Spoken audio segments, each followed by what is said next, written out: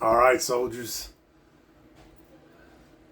I got another sword for you. You know what that means. I got another word for you. Take the S out of sword and you get word. So what I'm going to share with you guys is James chapter 4, verse 4.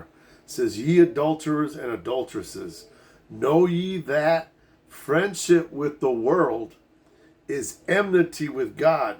Whosoever therefore will be a friend of the world is the enemy of God." People used to believe that Jesus hung out with sinners. Jesus never hung out with sinners. I know you're going to say, well, I can read in the Gospels that Jesus hung out. No, they hung out with Jesus. Jesus didn't hang out with the sinners. They wanted something Jesus had, they'd go hang out with Jesus. They'd ask to see Jesus, ask him over for dinner. Some of the Pharisees, some of these unrepentant sinners would come. The girl that broke the alabaster jar on his foot, she was there wanting forgiveness. She was there to change her life. These sinners that hung out with Jesus were looking to change their life. I don't hang out with sinners. Now, if sinners wants to come and hang out with me because they want Jesus, then I can help them and show them or just give them the word. Maybe try to set an example, mentor, disciple. That's what we try to do to men, disciple. But I don't go out my way and hang out with sinners. What do we have in common? What does light and darkness have in common? Jesus didn't go out his way to hang out with sinners. You know, sinners would come to him. They would be attracted to him. They wanted what Jesus had. So if there's something in your life that you just always want to hang out with sinners, what do you have in common with a sinner? What do I have in common with my ex-gang buddies? Drug dealers, womanizers. What do I have in common with them now? You give them a week to come stay with me, and they don't want to do it. They won't want to be with me. They'll be like, man, this dude here, we got to go. All he want to do is talk about Jesus, Jesus, Jesus. I'm in love with Jesus. So I'm going to talk about him more than almost anything else in my life. I've had a associate pastor says, "Pedro, is that all you talk about is Jesus? Talk about tattoos." Man, tattoos ain't the number one priority in my life. It might pay my bills, but it's not a number one priority.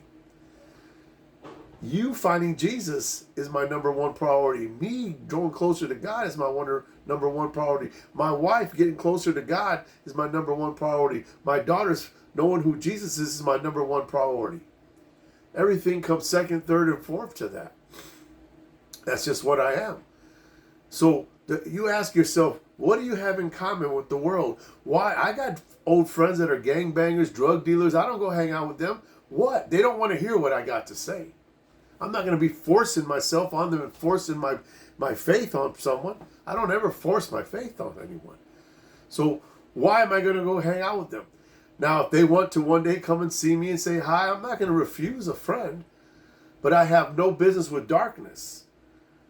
It says here, "Know ye that friendship with the world is enmity with God." Why? I'm not looking for friends. I'm looking to make disciples. I'm looking to make soldiers in Christ. I'm looking for men that want to be soldiers in Christ. I'm not looking for men that want to go party, smoke some weed, drink, go chase women, go tell dirty jokes. I'm not looking for that. I'm just not.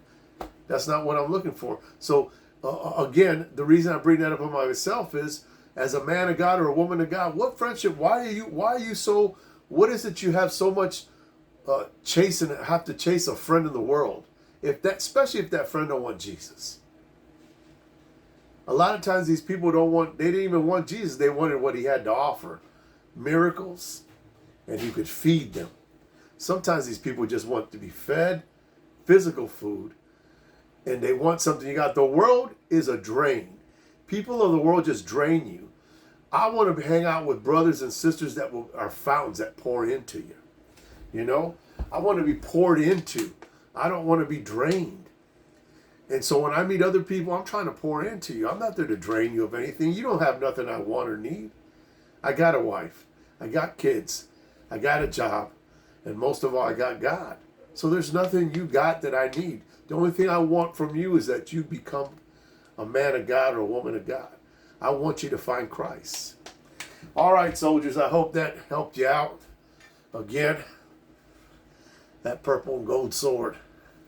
God bless all you guys. I salute you, soldiers.